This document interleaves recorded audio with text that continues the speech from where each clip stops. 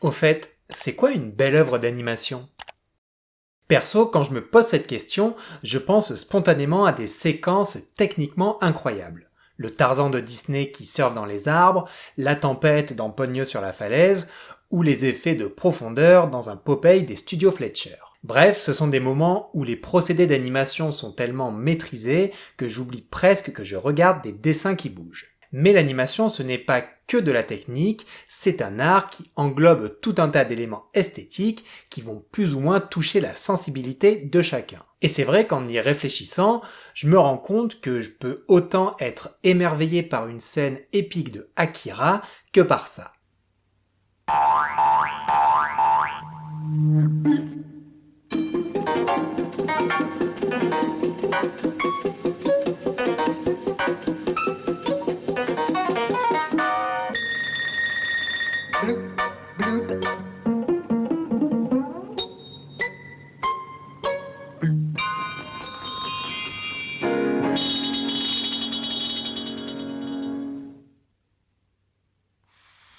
Ça, c'est un film des studios américains UPA qui, entre les années 40 et 60, va se rebeller contre les standards du dessin animé. Leur credo est de revenir à la base de l'animation, c'est-à-dire un art purement graphique qui n'essaye pas d'être du cinéma. Pour eux, justement, l'animation ce n'est que des dessins qui bougent sur une feuille.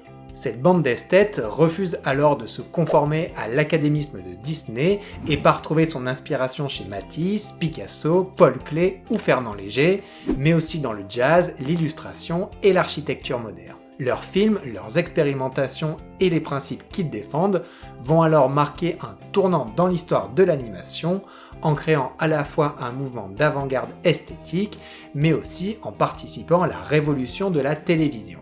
Voici donc l'histoire de la United Productions of America.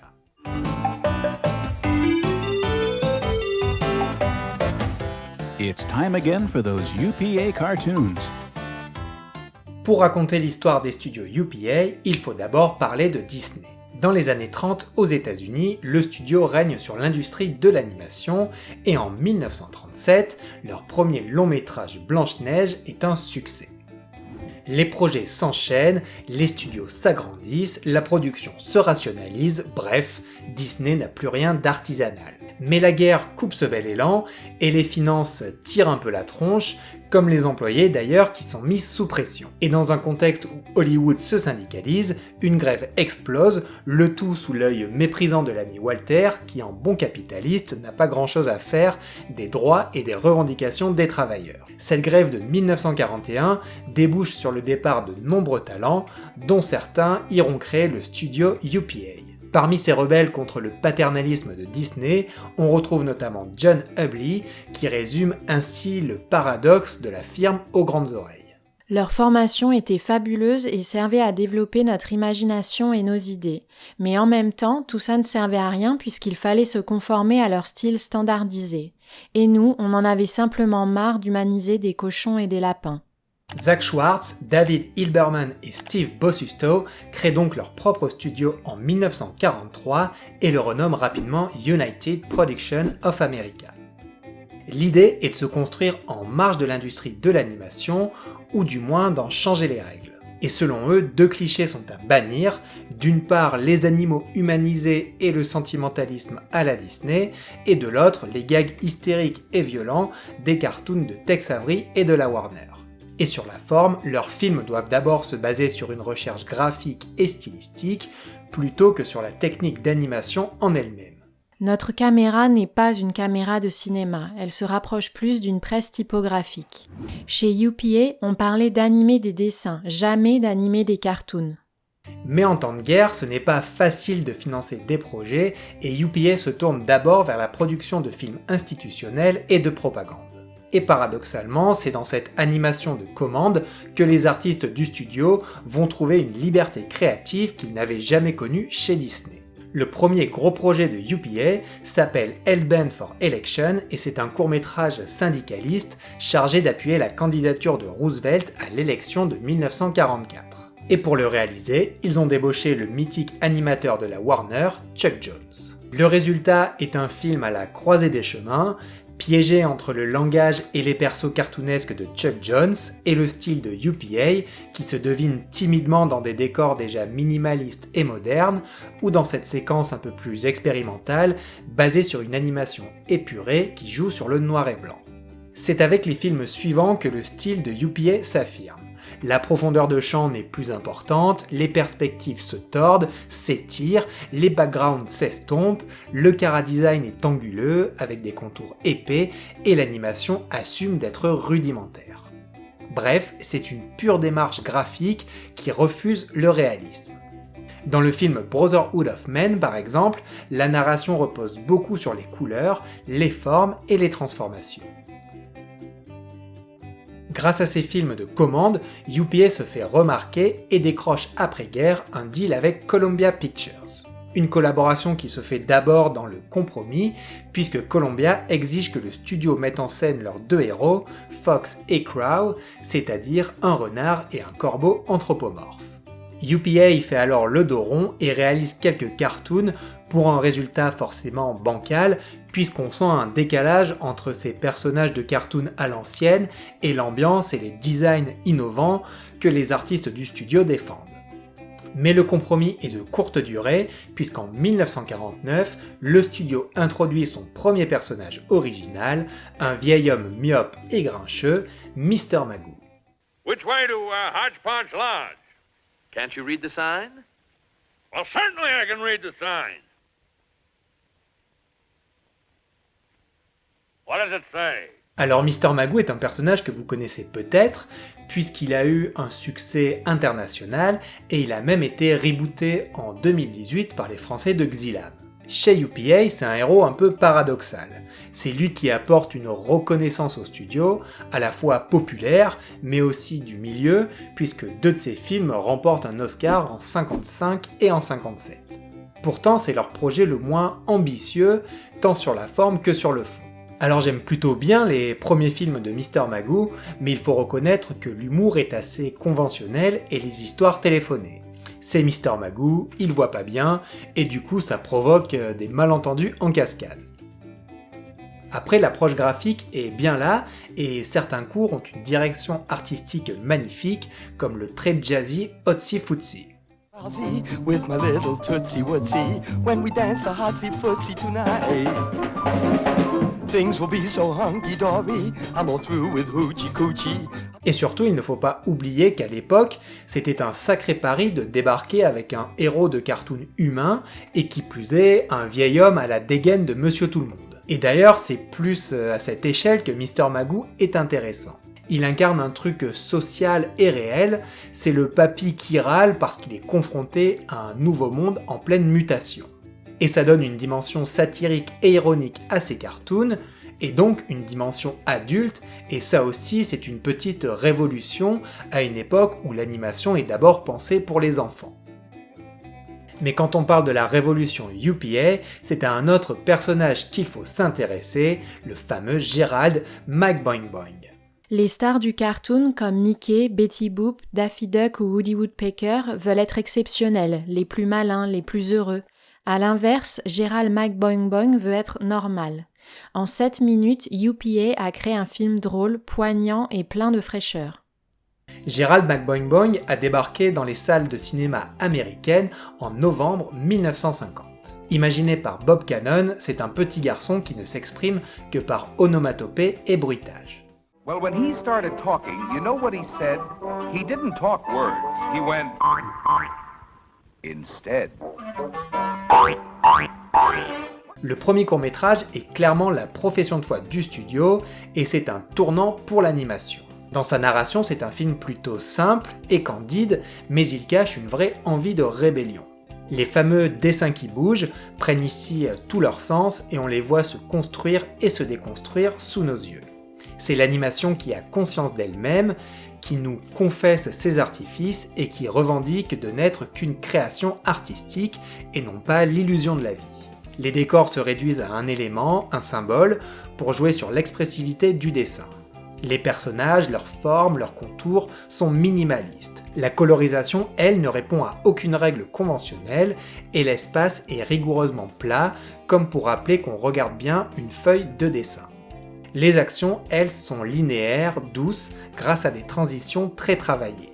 Bref, dans sa simplicité magique, Gerald McBoing-Boing est un doigt d'honneur au principe de l'animation.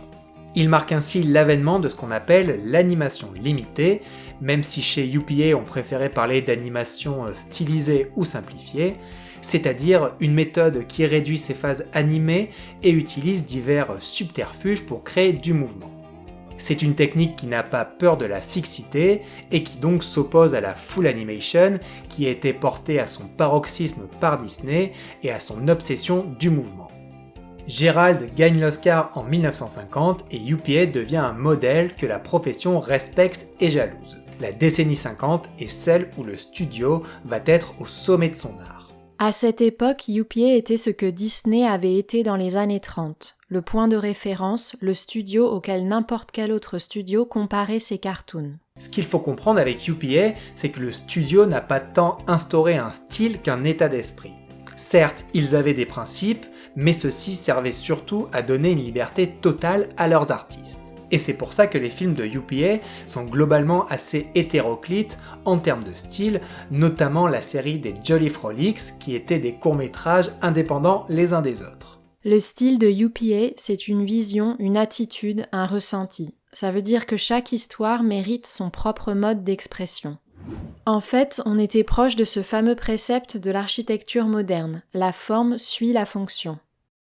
Parmi les artistes incontournables, il y a donc John Hubley, le plus radical de tous. C'est lui qui participe à la création de Mr. Magoo, mais il s'en désintéresse vite car selon lui, UPA n'a pas vocation à faire des séries et doit se renouveler à chaque film. Piqué par la réussite de Bob Cannon avec Gerald McBoing-Boing, il décide lui aussi de réaliser son chef-d'œuvre. Ça sera Rooty Toot Toot, sorti en novembre 51. Avec ce court-métrage, UPA assume pleinement la dimension adulte de ses créations en racontant le procès d'une femme accusée du meurtre d'un musicien. Rooty Toot Toot se distingue par son ambiance empruntée au film noir ainsi qu'à une narration ultra dynamique basée sur la musique jazz et sur le jeu sur la colorisation. En termes de direction artistique et de maîtrise de son art, c'est peut-être le plus beau film du studio, et encore aujourd'hui, c'est une claque de modernité qui n'a rien perdu de sa fraîcheur.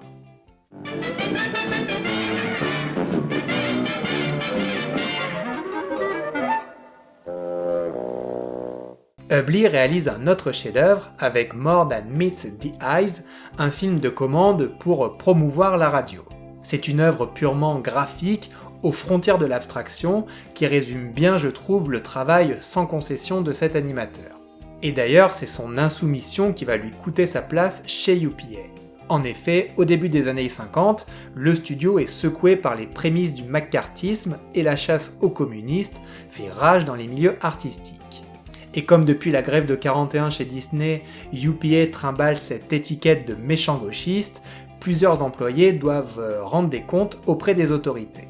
Et John Hubley est un des seuls à ne pas nier son affinité avec le Parti communiste et il est viré en 1952.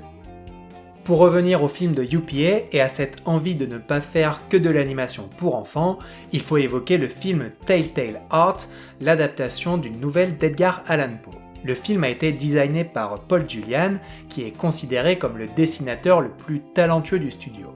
Et en effet, ce film est un diamant noir qui trouve autant son inspiration dans l'expressionnisme allemand que chez Picasso ou le surréalisme. L'animation est quasiment absente et la narration se fait exclusivement par des mouvements de caméra, mais aussi grâce au son, à la perspective et à la lumière, avec une gestion fabuleuse des contrastes et des silhouettes. Son ambiance anxiogène lui vaut d'ailleurs d'être le premier cartoon interdit aux moins de 18 ans en Angleterre.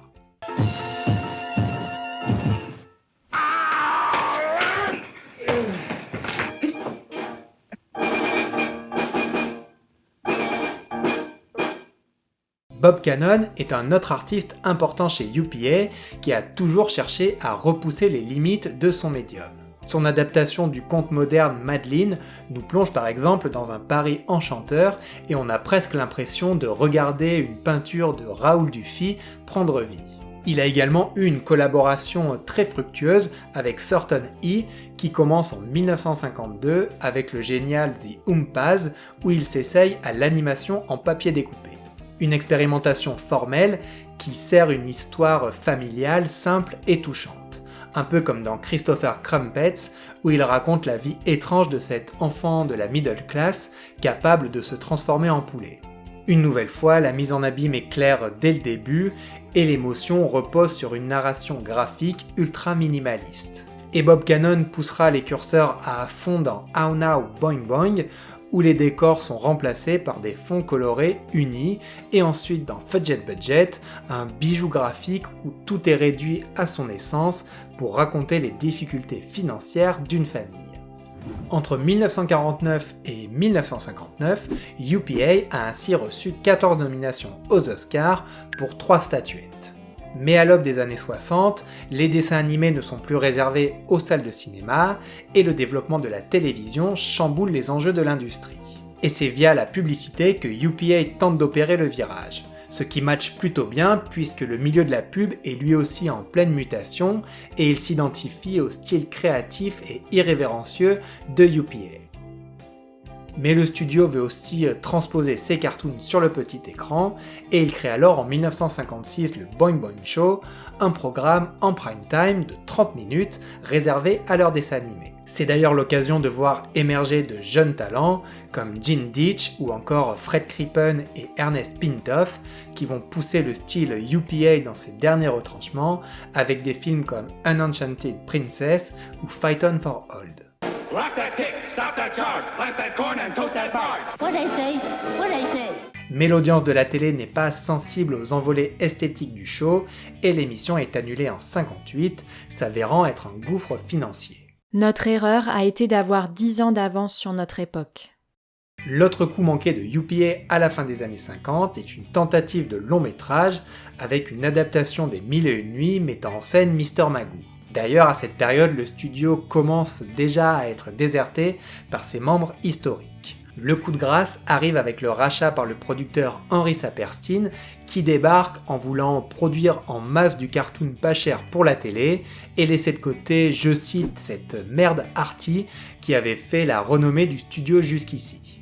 Résultat, l'animation se banalise et malgré la popularité de Mr. Magoo, le studio perd de sa superbe. Et comme ultime symbole de cette trahison menée par Saperstein, on note la production en 1962 du film Chat, c'est Paris, un long métrage à gros budget qui met en scène des animaux humanisés. Cette conclusion un peu brutale ne ternit pas l'héritage incroyable que UPA va léguer à l'animation. Son histoire au final est un peu celle de tous les nouveaux mouvements artistiques du XXe siècle. Comme le fauvisme ou le cubisme en peinture, la nouvelle vague au cinéma, le nouveau roman en littérature ou le Bauhaus en architecture, il s'agit de se rebeller contre l'académisme de son milieu en revenant à l'essence de sa discipline. Car en soi, UPA n'a rien inventé. Ils se sont simplement rappelé ce qu'était l'animation à ses débuts, au temps d'Emile Cole et de Winsor McCay, c'est-à-dire de simples dessins qui bougent sur des feuilles. Et à ça, ils ont ajouté la fougue de la modernité afin de créer des techniques, un langage et une esthétique alors inconcevables pour leurs contemporains. Après, il faut bien se rappeler qu'on est dans un contexte très américain où l'hégémonie de Disney et de la Warner a rendu possible cette rébellion. Car des dessins animés graphiques et stylisés, il y en avait déjà en Europe dans les années 30 où le style Disney n'était pas la norme. D'ailleurs, c'est quand il travaillait chez Disney que John Hubley a eu une révélation lorsqu'on lui a montré en douce le film russe Tale of Tsar Durandai, sorti en 1934. Mais c'est bien en insufflant cette soif de liberté et d'expression dans l'animation américaine qu'ils vont réussir à changer les règles du jeu et créer une alternative, au point où même Disney succombera à la modernité de UPA. L'exemple le plus frappant étant dans le court-métrage Les instruments de musique de 1953, mais on peut aussi le voir dans certains backgrounds des saints dalmatiens. Et par ailleurs, en décomplexant l'utilisation de l'animation limitée, ils ont ouvert une voie royale à la télévision, qui va d'abord reprendre cette méthode à des fins économiques, car l'animation limitée sert aussi et surtout à réduire drastiquement les coûts de production d'un cartoon. C'est grâce à ça qu'un studio comme Hanna-Barbera va devenir le premier gros monstre du cartoon télévisé. Mais l'art des studios UPA va aussi traverser les décennies et marquer de nombreux animateurs. En France par exemple, Jacques Rouxel, le créateur des Shadok, a reconnu que le studio américain a été une réelle source d'inspiration. La fameuse école de Zagreb a également affiché son admiration pour ses productions. Et plus récemment, on peut se demander si le pilote en papier découpé de South Park n'est pas au fond qu'un descendant des Oompas de Bob Cannon. Et surtout, comment ne pas penser aux séries des années 90 de Nickelodeon et de Cartoon Network, qui ont clairement hérité de la fougue de UPA pour changer eux aussi leur époque. Car au fond, plus qu'une révolution esthétique ou technique, c'est surtout en plantant la graine de la rébellion que UPA a montré que, quoi qu'il arrive, une alternative au conformisme est toujours possible.